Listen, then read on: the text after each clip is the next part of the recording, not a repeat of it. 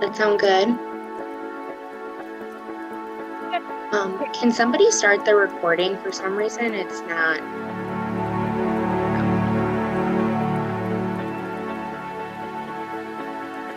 Okay, I'm gonna let everyone in.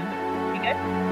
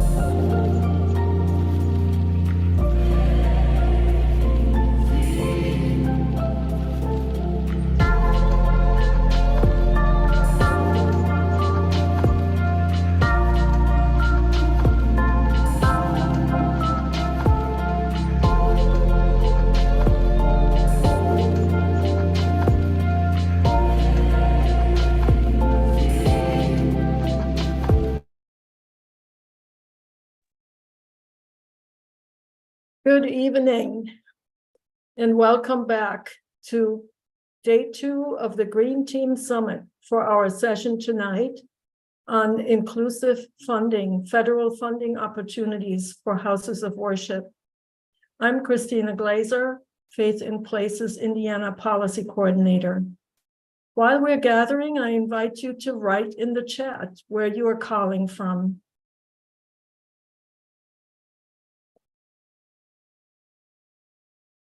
Okay, I see Chicago, Waukegan, Kearney, Illinois, Milwaukee, St. Charles, Illinois, Albuquerque, New Mexico, Evanston,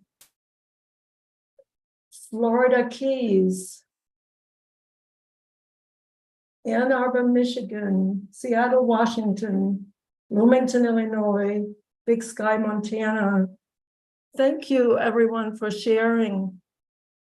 We are an organization with place in its name. So being present to the history and the current story of the places we are in is important to us. I'm calling from Bloomington, Indiana, and would like to acknowledge and honor the Miami, Delaware, Potawatomi, and Shawnee people on whose ancestral homelands and resources the city I live in has been built. They cared for and cultivated this land until they were forcibly removed by European settlers. If you are interested in learning about non-Eurocentric views of the place you call home and of our place as humans inhabiting this earth, we invite you to check out the resources from the noon session we had today. It will be linked in the chat. This evening session continues our exploration of the summit theme, Interwoven, Inclusive, and Intersectional, a multi-faith response to our eco-crisis. A critical part of being able to respond to our eco-crisis and to adapt to our changing environment, to reduce our reliance on fossil fuels, is having access to inclusive funding and to support to make that happen. This session tonight will highlight some of the ways federal funding is being made accessible to houses of worship, to be leaders in this space, as Brian will share more about it in a minute. Before turning the floor over to Brian, I would like to thank our sponsors for making this session possible. Our sponsors for session 3 include the Green Team Summit lead sponsor, which is Presbytery of Chicago, our sponsor of the day, Illinois Environmental Council, and our session sponsor, Elevate. We also want to thank our Oak level sponsors, Creation Justice Ministries, the Field Museum, Forest Preserves of Cook County, and Garrett Evangelical Theological Seminary. With that, I will welcome Brian to the stage. Brian. Good evening, everyone. Thank you, Christina, for getting us started, and welcome to each of you. I'm Reverend Brian Souter, Executive Director of Faith in Place, and it's so great to see many familiar faces and new faces as well. Welcome. Faith in Place's vision is one where that when you walk into any neighborhood, any community, and you ask someone on the street, hey, who's leading the environmental movement? They point to the local mosque, the synagogue, the temple, the church, the parish, and they say, check out what the people of faith are doing in our community, because they are leading the way for environmental and racial justice. When heat waves hit, it's the people of faith that we want to be leading the way, providing cooling in their facilities, going out and making sure the elderly are okay. When it's very cold, we want to make sure that we have self-reliant energy systems at our faith houses of worship so that we can welcome people with heat and make sure that everyone has a warm shelter to go to. We want to make sure that our faith communities are leading the way for equitable and resilient food systems, and that they have self-sustaining energy systems, access to outdoor and open space for nurturing and healing, and that our faith communities are champions of belonging and champions of the community by being powerful advocates in their neighborhoods. Now, we know, though, this vision is a big one, and we work every day at Faith in Place with our over 292 green teams and our many faith partners to make this vision a reality, one measurable step at a time. And a big barrier that we come and face when we try to do this work and when we try to accomplish this vision is access to capital. We need capital to do the energy work at our houses of worship. We need capital to do the green water infrastructure to prevent basement flooding in the community. We need capital to make sure that we are those environmental and racial justice champions in our on our streets and in our neighborhoods. And access to capital is something that we have a big opportunity to explore as a network. This is one of the many ways that we are stronger together, that when we come together, we can make the case to be well-positioned for money that's coming from the federal government. We believe Faith in Place is indeed well-positioned to be a pass-through to our faith partners and our green teams from big federal energy bills that we're going to learn more from Lauren tonight, known as the Inflation Reduction Act, as well as a bipartisan infrastructure law that was passed as well. And I'm excited to tell you we have some proof. We have some proof that our theory that we as Faith in Place as a network can be a pass-through to make this money available to accomplish our vision to communities, and that we were recently awarded a large grant, a $2 million grant. This comes from the Inflation Reduction Act and the Urban and Community Forestry Program. This grant is going to allow us to pass through money to our faith partners located in economically disadvantaged communities to do tree planting. Now, we know trees are magic. A public health official let us know at Faith in Place that if you plant 8 trees on your block, you increase the life expectancy on that block by 10 years. Trees are so magical. Trees reduce the air pollution and the diesel traffic and the other air pollution that comes in the community. Trees sequester carbon.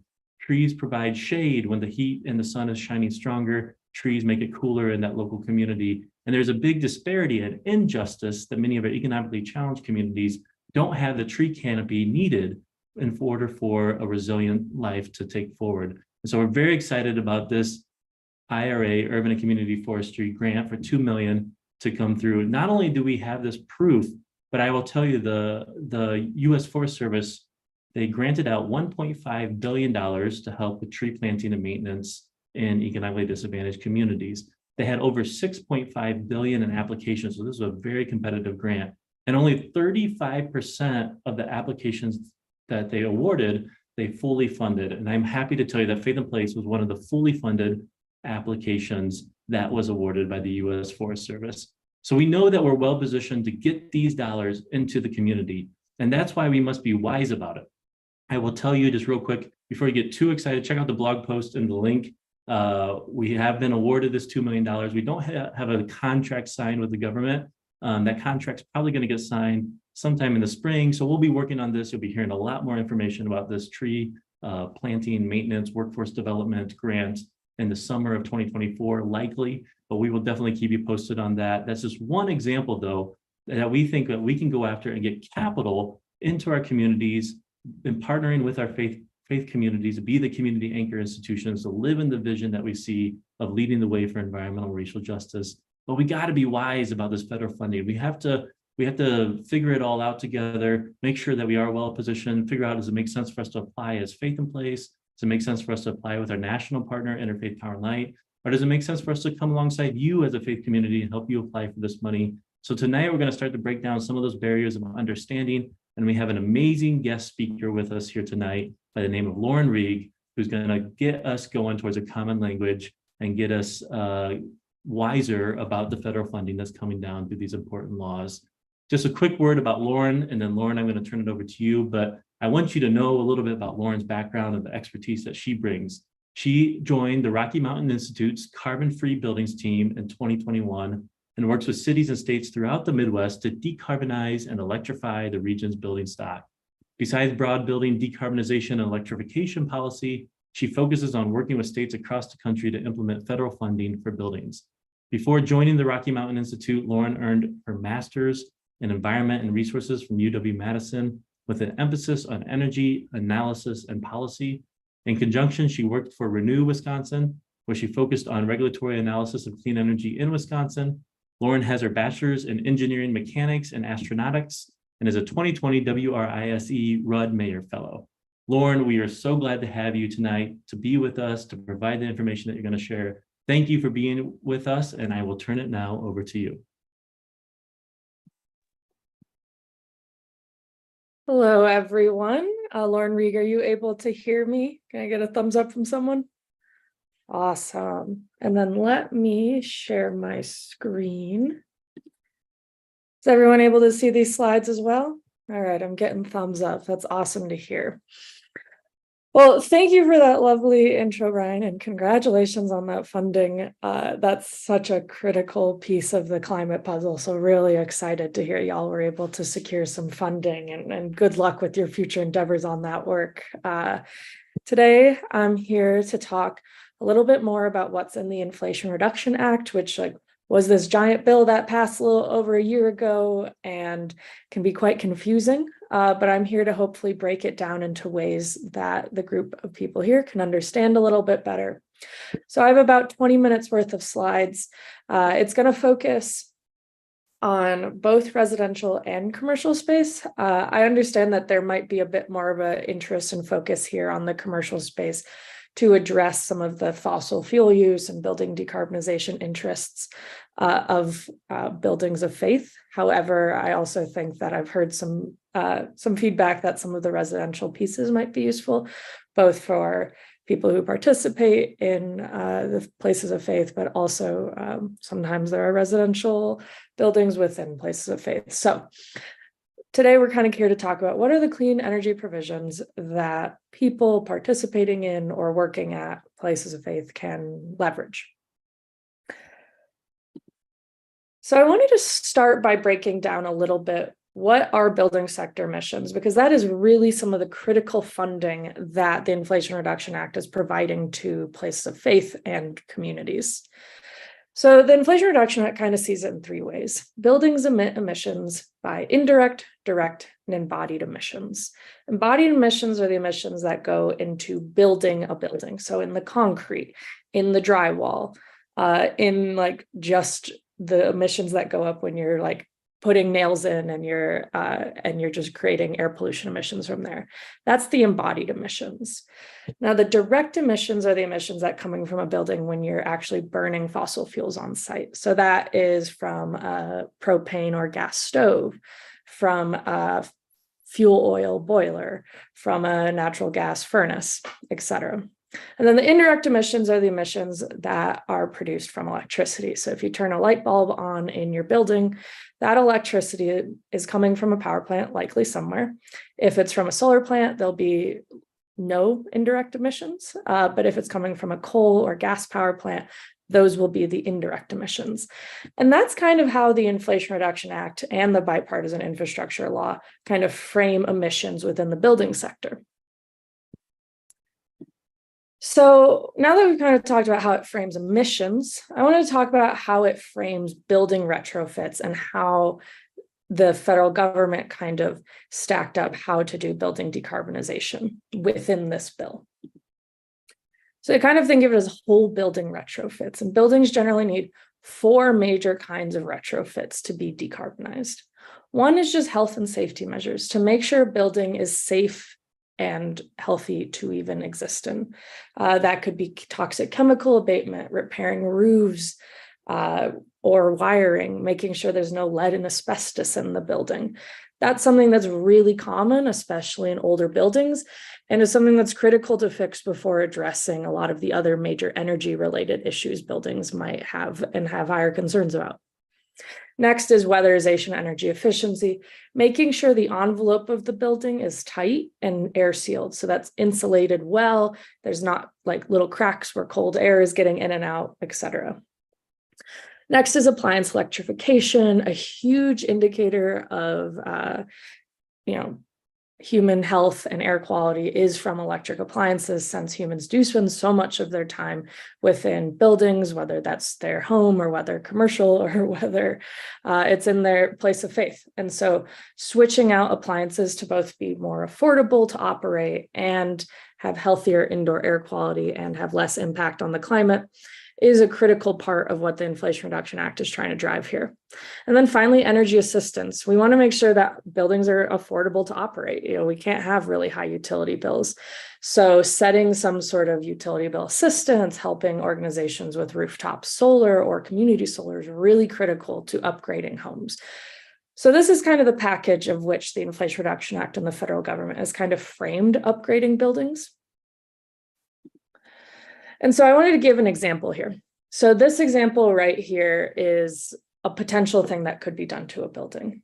On-site renewable energy could be used. There could be energy storage or demand control helping, turn on appliances when it is most economical to do so. Replacing appliances with electric versions like induction stoves, air source heat pumps, heat pump water heaters, and making sure the building is tight and livable so there's good ventilation, there's good air sealing and insulation, etc. So this is an example of kind of what the federal government is hoping buildings are driving to do. And in this goal to move buildings away from fossil fuels, to make buildings safer and healthier to live in, and to make them more affordable. So it's like kind of a triple win is what the federal government's hoping to do with this bill and what they developed incentives and federal funding to support. So now that we kind of have framed the problem of how the federal government is thinking about this, let's kind of jump into the funding pieces. I'm going to start with a snapshot of some of the major provisions here. So but we'll get into these a little bit more deeply. In the first column, we're seeing existing tax credits. So they started up a bunch of new or existing tax credits and revamped them. I'll say that although a lot of organizations kind of balk at tax credits, this is something that places of faith and nonprofits with low or no tax liability can actually access. In the second column, we have rebates for efficient and electric homes. So this is more on the residential side, but I still think very interesting for places of faith and the people who participate in them. And then the next slide is on additional building funding and potential funding. So there's some funding for affordable housing to help contractors to acquire low carbon materials. And then the second column, not necessarily for buildings, so this goes across the energy sectors, but it's places where places of faith could plug into. There's some financing that can help support projects. There's projects that could collaborate with the state to reduce climate pollution. There's projects that help organizations and environmental justice communities apply for funding. I've selected a couple of these that I think are going to be particularly useful to this group that we're going to dive into over the next 15, 20 minutes. But if there's something in this list that you're excited about that I don't touch on, or something I do touch on and you just want more information on it, please throw that in the Q&A and I'm happy to answer that at the end of these slides. But with that, I wanted to start with the tax incentives. So there's 5 key tax incentives, and we'll get into each of them. They're operated by the federal IRS, and they are live right now. So any projects that happen now will be eligible for a tax credit. Now, I'd want to start this up early saying that places of faith are eligible for some of the commercial ones. And so we're going to go a little bit deeper into those that might be more interesting for the organizations here. But let's overview all 5. So there's 5. The first row is the energy efficiency home. So these are for homes. You can get up to $3,200 to do energy efficiency or install a heat pump into a home. The next one is the residential clean energy tax credit, which allows for 30% off the cost of solar, geothermal heat pumps, or storage projects in a residential home. And then the third one, the new energy efficiency home one, allows for up to $5,000 per unit to build highly efficient new homes. And the last 2 is where I think our interests are really going to lie, which is the clean electricity tax credit and the energy efficiency commercial tax credit. So these are the tax credits that places of faith, nonprofits with low or no tax liability can actually access, and they're quite a bit of money. So this is the 48 clean electricity tax credit is 30 to 70% off projects such as solar or geothermal heat pumps. And then 179D, the energy efficiency commercial tax credit, is up to $5 per square foot for various energy efficiency projects in a building. Now, I'd like to go a little bit deeper because I think that these might be a place where organizations are interested in learning about how to upgrade their buildings. So these are both commercial, which would be places of faith would lie under the commercial building sector because for the most part, they are not residential, whereas there's often not single or multifamily living. If there is, and that's something you're interested, I've got slides that we can cover on that too. But onto the commercial ones. So this is the commercial investment tax credit called Tax Credit 48. And it allows for various commercial properties, including nonprofits and places of faith, to get between 30 and 70% off projects like on-site solar PV, geothermal heat pumps. And again, geothermal heat pumps allow for space heating and space cooling, and then battery storage projects.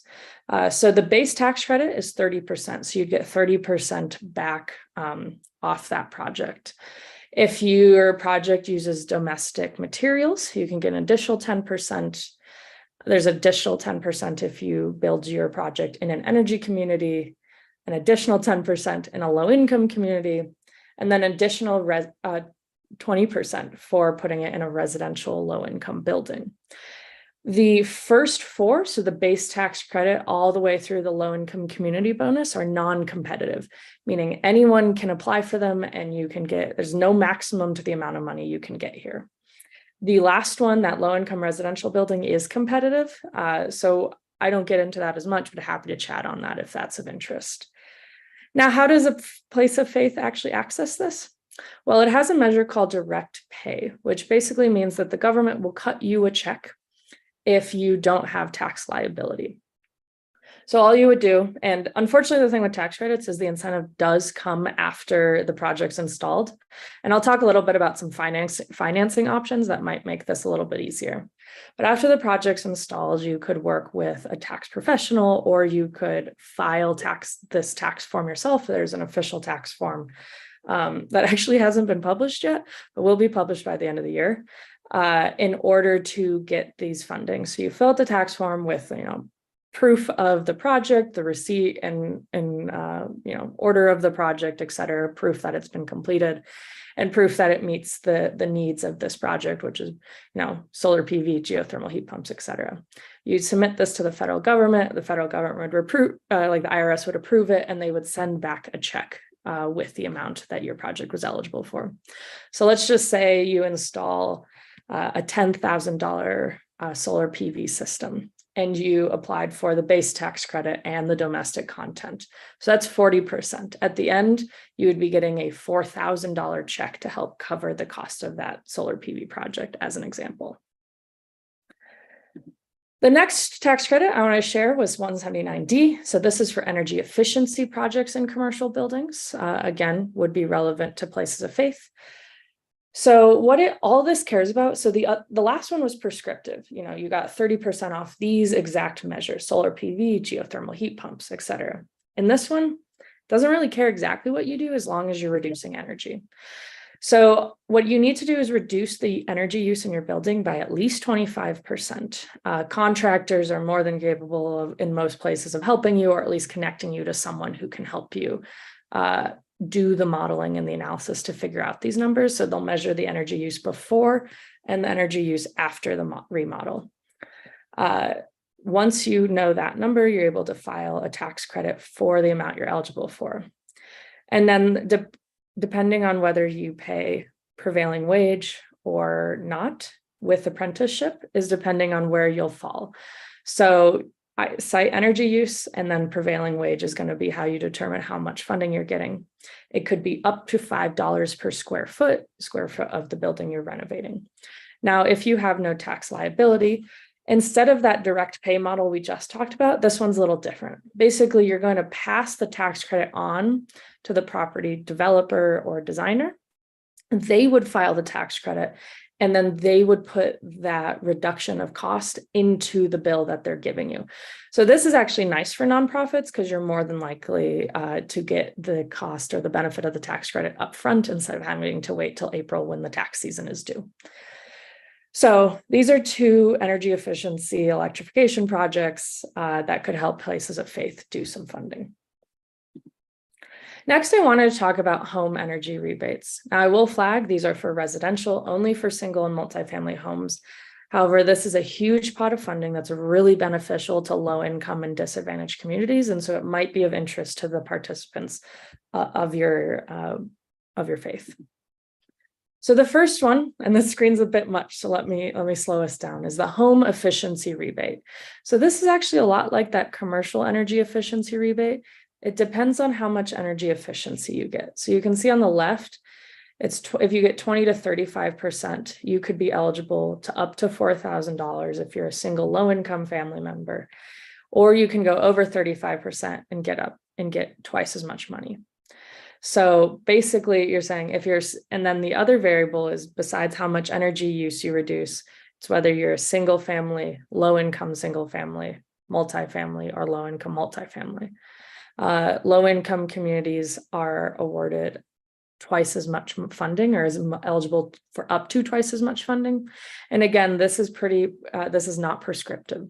So what energy efficiency measures like this and that commercial one I was just talking about could include more efficient appliances you installing insulation and air sealing measures so that your building uses less energy. Measures like that is really where they're getting at, repairing homes, like repairing holes in homes so that you don't have energy releasing through holes in walls. So those are some of the measures that would be eligible here. And the second one is the home electrification and appliance rebate. This is prescriptive. So you can see the costs that the federal government is able to pay a person or a household for any of these measures. So a heat pump heating system up to $8,000, electrical wiring upgrade up to $2,500. And also contractors are eligible for a little bit of funding here, which might make a bid by a residential person a little bit more competitive. This is for only low and moderate income people. Low income people can have 100% of the funding and covered, or 100% of the project covered. Moderate income is only 50%. I'll flag that these two aren't live yet. We're expecting them to be live. So we've seen that every Midwest state has indicated that they want these rebates, and we expect them to be live about mid next year in most states. That is different than the tax credits. All of those tax credits I already talked about live. So a project done right now will be eligible for a tax credit, assuming it hits all of the requirements. These rebates, homes will not be eligible for them until the rebates are live, which again, we're expecting mid next year. But I wanted to flag these to people because these are just a really big amount of money for people to receive, especially in low-income communities. And then last, I want to touch on flexible funding for nonprofits. So there's four main grants here that I think are going to be interesting. One is the Greenhouse Gas Reduction Fund. I actually have a slide on that next, so I'm going to put a pause on this. The second one is the Climate Planning and Implementation Grants. So it's about $5 billion that are going to states and local governments in order to do projects that reduce pollution. Now, I've seen in multiple states that there have been collaborations across organizations with large swaths of buildings that are interested in getting upgrades. So if there's an interest in potentially collaborating on putting a bunch of buildings within the Faith in Place community together to work with the state or a local government to try and use some of this funding to upgrade homes, that's definitely, that could be on the table and is a collaboration to reach out to the state. I'll make sure this slide deck gets to everyone, but I've have all the resources there on the side linked, so that could help identify who contacts are. That would be useful. Next is the Environmental Justice Community Block Grants. And I think this could be a really critical grant for some of the communities here. It's $3 billion of total funding, but it goes to a lot of communities. And basically it's for environmental justice communities to do pollution reducing projects. And places of faith are critical, both critical to the community, but also places where people spend a lot of time. And so reducing emissions within those buildings is critical both for the community and for individual health. So unfortunately, these aren't live yet. They'll be live likely over the coming months. So I suggest you reach out and keep an eye on the landing page that's linked there, or sign up for their listserv. They send out really helpful updates. And then finally, this air quality in schools. I know places of faith often have a school component to them, and so they would be eligible for some of this funding, both to monitor and improve indoor air quality measures within schools. So all of the landing pages for that information is over there on the right. And then I want to jump to the Greenhouse Gas Reduction Fund, which is that first one. So there's a total of $27 billion eligible, and projects that are going to be funded under here is to reduce greenhouse gas emissions, deliver benefits of greenhouse gas and air pollution projects, and mobilize financing to help support those kinds of projects. Now, what I'm not suggesting is that a place of faith would necessarily apply for the big funding here. So we see like the three pots of funding. But what I would suggest is keeping an eye out for these three funds within local communities at private investment firms or public investment firms or through the state. We're expecting a huge amount of low or no interest loans coming online early next year. And we expect even some of them to be completely forgivable, which would be really critical for some projects. So if you're seeing advertisements within your state or local community around this funding, this is going to be a really helpful way to help fund and finance some projects, especially those who are getting the tax credits and are not getting are getting a $5,000 check from the federal government, but maybe it's 8 months after you installed the project. So I wanted to make sure everyone was aware of this. And the last piece I'm going to touch on today is on stacking incentives. The Inflation Reduction Act is designed to combine and stack incentives to drive down upfront costs. Just because you acquire one tax credit does not mean that you can't get other funding to help drive down the cost. For example, here, this is an example from Michigan, where you see in line 1, DTE is a utility there. So this example has someone getting insulation rebates for a DTE utility and getting about $2,000 off a project that would have cost them 30 grand. And then also applying for the commercial building tax credit and getting about $12,000 off. So we're saying that the amount remaining would be about $15,000 instead of that $30,000. But you know what? $12,000 and $2,000 are both really real amounts of money that's helpful in driving down costs of projects. So I'd really encourage, as organizations are looking to invest in energy efficiency of their buildings and solar PV and whatever you're interested in, making sure you're maximizing the amount of funding that exists. So what would I keep an eye on? The IRA tax credits and the IRA rebates. When those are online, those could stack. Green bank financing. In some states, that's live now. So like in Michigan, there's Michigan Save. So they have some green bank financing.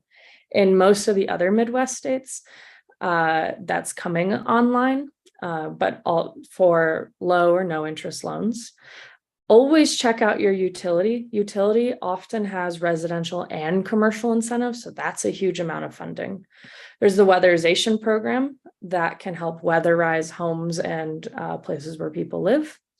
And then there's the low-income home energy assistance program that can help drive down the cost of funding. And then there's sometimes states have tax credits and rebates to help drive down the cost that the state is funding through their annual budget.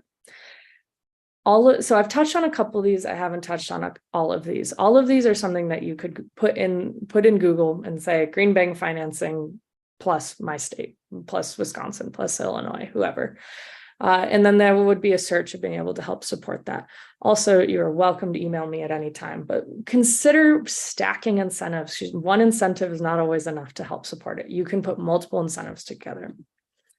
So with that, I will pause for questions. And then if anyone has any questions after this talk, you're more than welcome to email me. My email's here. We'll also make sure to get these slides out. But I'll pause and say thank you. Thank you, Lauren. I'm going to be guiding us through a couple of questions that came up in the chat. I'm Pastor Scott Onquay, the Policy Director here at Faith in Place, and so much information was presented. And thank you for offering to send us the slides. That question actually did come up, and so thank you so much for giving us the okay to share those slides. So first question, there was a question about a project that was done 2 years ago, and one of the participants may have answered. Project 2 years ago would not be eligible for any of these tax credits, anything like that, right? Yeah, unfortunately, that's correct. Okay. And so then also a very interesting question came from Brian. Do the residential incentives apply to parsonages, which are residential homes owned by a church but are used by the clergy serving in that church to live in? Yeah, that's a really great question, Brian. And yes, they would. So for the rebates, which is the ones that were focused on the residential, those would be eligible. For the tax credits, it would most likely still be funneled through, I guess it kind of depends on how you legally have the building. If it is really just, if it is owned by the church, it would likely still be considered a commercial entity. So then you would just apply for the commercial tax credits instead of the residential ones. But that is something that you could also, connect with a tax accountant to make sure that you've got that right. But yes, residential homes owned by a church would be eligible for this funding. Great. And then also, Lauren, can you share more about avoiding the gotcha issues with credits and rebate programs? For instance, I have heard that not any heat pump and not any electrical appliance will qualify for those credits or rebates. Yeah, that's a really great question. And there definitely are going to be some gotcha issues that we'll be facing. I think some of the critical ones to consider are like the actual measures you're installing. So I think what you're referencing here on the heat pump piece is there's performance standards for the heat pumps that you install. So basically, the more efficient a heat pump is and the higher, like the better it works in cold climates. I noticed when there's a lot of cold climate groups and Midwest groups in this, which I'm a Wisconsin girl, so I get the cold climate business, often requires high efficient, high performing heat pumps. But there is a minimum standard for efficiency. So before you install one, I would just double check that whatever you're installing is high enough efficiency. And that's something that I can share links to, but that's something that a contractor could be able to help you identify, or also that information is shared on the federal government website. Another thing that's really critical is some of the income pieces here. So for the residential space, there are some income. So basically how they identify whether you're eligible for low income funding or not is by area median income. Area median income is a measure of income that is published by the state. And it's usually is usually loosely by county, but that's not, it's not cut and dry as county lines. And so low income households are considered if you're making 80% of the area median income or less. Great, thank you. Okay, and speaking of contractors, how can we find competent, available local contractors for the new energy efficiency clean energy tech? That was a question. And they followed up with, I've heard of major hurdles people have had at the residential level finding contractors even willing to recommend heat pumps, let alone knowing current tech and knowing how to navigate the IRA funding resources. That was a mouthful, but. Hi, everyone. Am I back here? Yes. Oh, I'm sorry, we lost you there. Oh, wow. Okay, I'm so sorry. I had this long question and you disappeared, but I'm going to say it again and then you can follow up. So how can we find competent, available local contractors for the new energy efficient clean energy tech? And they followed up that with I have heard of major hurdles people have had at the residential level finding contractors even willing to recommend heat pumps, let alone knowing current tech and knowing how to navigate the IRA funding resources. Thank you so much. And I apologize for jumping off I'm having computer issues, but I came on my phone. So that's a really great question. And honestly, frankly, a difficult question and one that the states are addressing. In some states, there's qualified contractor networks. For example, there's a program in Wisconsin called Focus on Energy where they have a list of contractors that are more or less vetted and something that that are qualified to install these incentives. So I would look in your state, to see if there are those contractor lists. A lot of times utilities will have them, or the state government will have them. Otherwise, to be honest, contractors are often a big word of mouth thing. So I would ask through your community to see if there's people who've had successes there. And then if that doesn't work, I think that it is reasonable to reach out to state energy offices. They're the ones that are often going to be implementing a lot of this funding, and they usually have community emails that people can email out, or they might have connections there. So those are the 3 ways I would try. Great, thank you. Another question.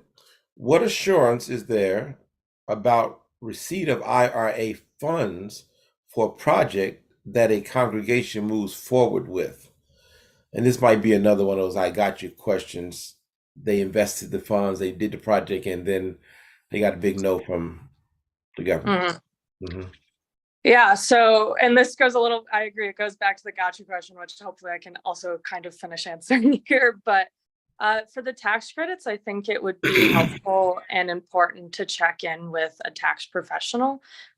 Even a short 30-minute meeting with someone from an H&R Block or a TurboTax or whoever tax professionals in your community are, to just check and make sure a project, you could bring the information about the quoted project in to get their professional advice.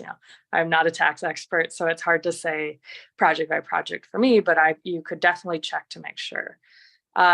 There's also, for some of those rebates or those grant projects, that's something that a conversation with the state, again, through those community emails, could be helpful there. So that's the best way that I would recommend making sure that there's some of that. Luckily, the rebates and grants are usually upfront funding. So that upfront funding is not something like when it's upfront, there's a little bit less of that got you concern. Those tax credits are a little bit more concerning, in which a tax professional, a 30-minute meeting with a tax professional could help. And another question, one of the participants said, we are employing engineers to redesign our church HVAC system. Are there guidelines as they design that would help our project to qualify? Yes. So what I would be most concerned about there, again, are those performance standards. There are certain performance standards or efficiency standards that HVAC systems, water heaters, whatever appliances or efficiency standards you're installing have to meet. Those are publicly published. I can make sure to send that out alongside, or at least link that with the PowerPoint. But making sure that those standards are met is going to be critical to the success of getting funding. And another question, does funding extend to the remedial work needed to perfect the building envelope prior to energy efficiency or solar installation? For instance, roof fix. Yeah. Okay. Yeah, so unfortunately, there's not really any direct incentives that are helping with that. Where you can get funding is often green banks or private lending will help financing that. And then additionally, some of those grant opportunities that I had shared might be helpful in funding that. Unfortunately, though, that was a gap in these bills, is that there's just not direct incentives for some of those like health and safety measures that we're referring to. Okay, great. And then how can you ensure prices aren't being inflated by contractors that know you're getting a rebate? Yeah, I mean, that's also very hard for the individual. I will share that I know every Midwestern state is working to make sure that's not possible. So there are guidelines within all of these funding sources to help keep prices stable and not spike.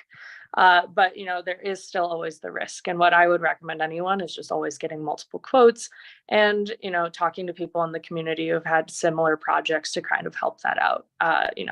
The state and the federal government is working hard to stop that, but, helping yourself as much as possible through those strategies, it can be helpful there as well. Great, great. Are the tax credits a 1-year total, or is it spread out over several years? That's a great question. So for the tax credits, the numbers I showed you were 1-year totals. However, you can reapply every single year. So if you install solar PV 1 year, because that's the amount of money you have to spend for that year, you can get 30% off that or more. But then, say 5 years from now, you had the funding to install a geothermal heat pump. You can do that and again, get that 30% off. So that could be an annual amount of funding that you get. I will flag that the tax credits are only eligible through 2031. So, unless another bill is passed in 10 years, all these projects will have to occur by 2031 in order to get funding. Great. And what are the resources you would recommend for us to use to learn more about what you presented? Yeah, so I will make sure to send the slides where I've put a lot of links in. I have an auxiliary slide with a bunch of links that I can share. But there's one place there's 2 places I would recommend. One, the Department of Energy has a landing page that's kind of addressed to people who are actually trying to do these upgrades and not just like policy wonks, which is a lot of their website. So I can make sure to send that link. And then I would also make sure to follow your state website. So almost every state in the Midwest has a web page that is kind of the landing page for federal funding opportunities. And that's going to give you the updates on what the state's working on. So if there's any grants that you're eligible for, when those rebates are active, et cetera. So that's, I would look to that. And pretty much every state has their own. It's just obviously varies by state. But those two resources, I'll send the DOE one, and then the state one is, I think, the most useful. Great. And we have time for a couple more questions and then we'll be done. One of the key opportunities for faith organizations as community campus anchor institutions is the opportunity to strengthen worker cooperatives, housing cooperatives, community development corporations, community-owned versus utility community solar projects, and so on. So the question is, what funding and technical support is available for assistance in structuring such collaborative development packages, which can deliver far more energy efficient, carbon savings, and substantially transition benefits that single property projects? That was a mouthful. Yeah, let me make sure I understand this. So I'm going to give an answer, and then if that's not quite answering the question, I welcome that person to maybe add a little clarification in the chat. But I think there's two strategies. There's the funding that I shared that for grants. So that's really effective for doing both multiple properties, but also, funding the kind of side work that often needs to happen in these collaborative spaces. So it's not just about paying a contractor to install a heat pump and making sure you have that funding, but also some of that more collaborative work that question shared. So those grants, such as the Environmental Justice Block Grant, the Climate Pollution Block Grant, et cetera, all those ones linked, that's a place in which there might be funding to support some of that work.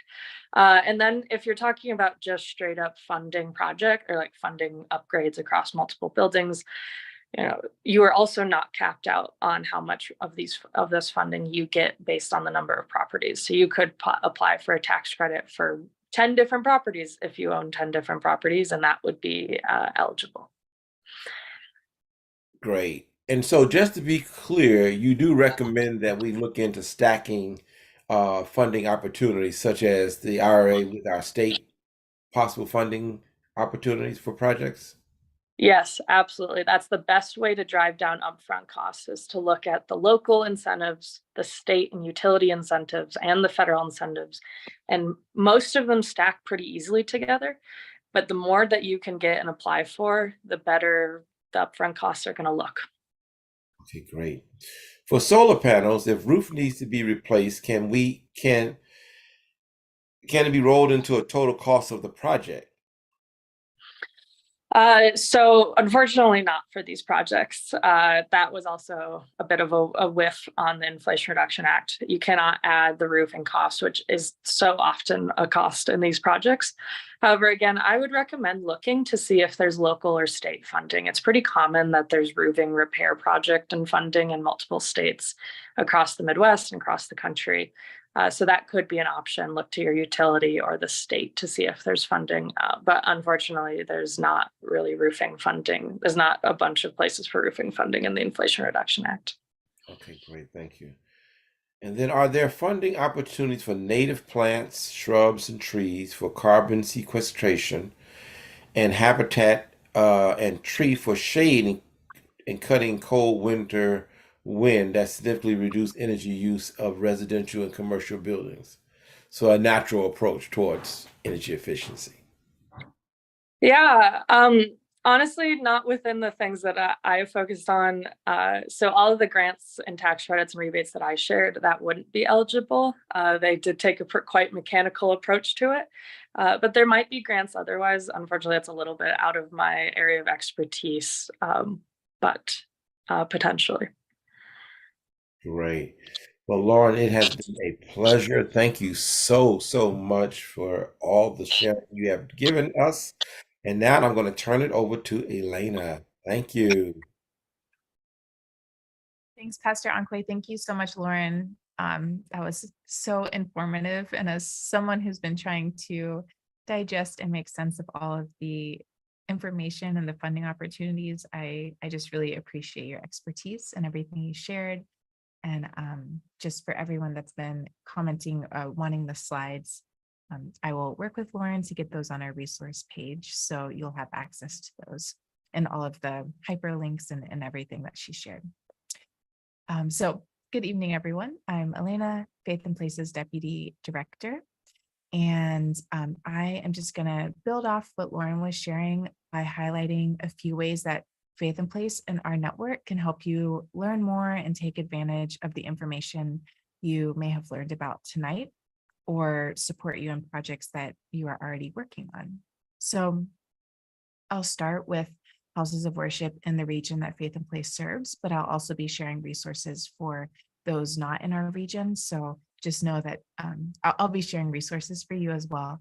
So if your house of worship is located in Indiana, Illinois, or Wisconsin, and you're interested in reducing your carbon footprint, I would invite you to join our Thriving Faith Communities program. This program will be launching on October 26th, and on the screen you can see the link and the QR code for registering for our kickoff meeting. That link and the QR code that will also be available on our resource page. But this program, the Thriving Faith Communities program, is going to offer 3 components, which will be personalized coaching with a trained Faith and Place staff coach who can support you navigating all of these different opportunities, and also possibly connect you with other communities or experts in your area that might be working on similar work. And then it'll also provide you access with a community and expert resource bank. So Faith and Place will provide some curated resources, but you'll also be able to submit resources. And this will include things like being able to recommend local experts and contractors you've worked on. So if your house of worship has had a lot of success with a contractor and you'd like to recommend them, I know there's a lot of questions about contractors. We'll have that resource bank where you'll be able to see if another house of worship has had success working with a contractor in your area. And the third component of the program will be providing quarterly cohort meetings. And that will include an invitation where you can join to listen to an expert. So we're going to invite experts based on the needs expressed by the program members.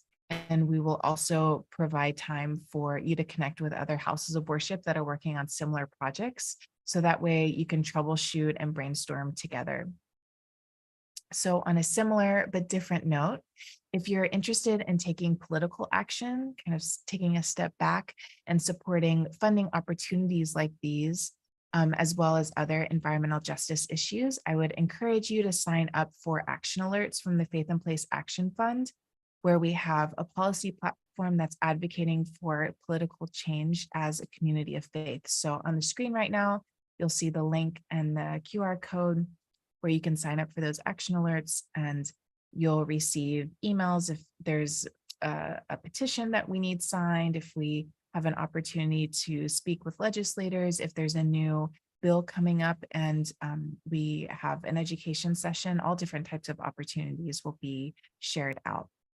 And then for all of our guests joining us from different parts of the United States, I would like to share that Faith and Place is the Illinois, Indiana, and Wisconsin affiliate of Interfaith Power and Light. And they are a national organization with other state affiliates. So I will be sharing on our resource page, which is also linked on the screen. I'll be sharing resources that Interfaith Power and Light has also curated on the topics that Lauren was sharing about. So they have a link to find your local state affiliate. So if you're looking for someone in your community that might know more local resources, you can find your local state affiliate's contact. And they also have some great information on going solar as a congregation. They have a lot of webinars. They have a spreadsheet on federal funding resources, kind of listing out all of the different opportunities. And they also have ideas for electrifying your home. So those are all free resources also available on the National Interfaith Power and Light's website. And then they have a program called Cool Congregations. So you're invited to check that program out. You would be able to do kind of a baseline audit of what your house of worship's carbon footprint is, and then take some recommended steps to reduce it, and then do a follow-up measure. And they have different ways of celebrating houses of worship that have been able to reduce their reliance on fossil fuels. So there's a lot of different opportunities there, but hopefully something will be supportive of you and your community. And I'll also be sure to include Lauren's contact information on a resource page. So if you have a specific question, kind of more in line with what she shared, as she invited, you're welcome to reach out to her as well. So thank you so much for that overview. And I'm going to turn the floor back to Pastor Ankwe, who will provide a few closing remarks. Thank you, Elena. And once again, thank you, Lauren. Well, I hope you have enjoyed yourselves this evening and learned something you can take back to your local house of worship. There was a wealth of information shared tonight, and I hope you and your house of worship can benefit from what you have has been shared. As a pastor myself, I continue to look for opportunities and resources to engage my congregation so we can continue to be good stewards of the earth. You can find resources from tonight's session and after the summit, the recording of this presentation through the link in the chat and by scanning the QR code on your screen. We look forward to seeing you tomorrow for 2 sessions. Our lunchtime session will explore practices we can lean on to navigate eco-anxiety, and we'll welcome 2 inspiring speakers, Rabbi Jay Michelson and Christy Drutman of Brown Girl Green. And then we will gather together tomorrow evening for a candlelight vigil. We invite you to bring your candle and gather with us to listen to climate stories for our community and practices we can lean on to bring us strength and comfort in our changing world. I would like to close us with a quote from Teresa Baker: "Raise your voices and keep raising them until power structures begin to listen and adhere to your message. Silent demands can never be heard. Demand out loud. If you have a message and that message is fair, be a nuisance. Do not accept no as the final answer." I want future generations to be able to look back at those of us who are currently paving the way and think to themselves, because of them, I too can make a difference.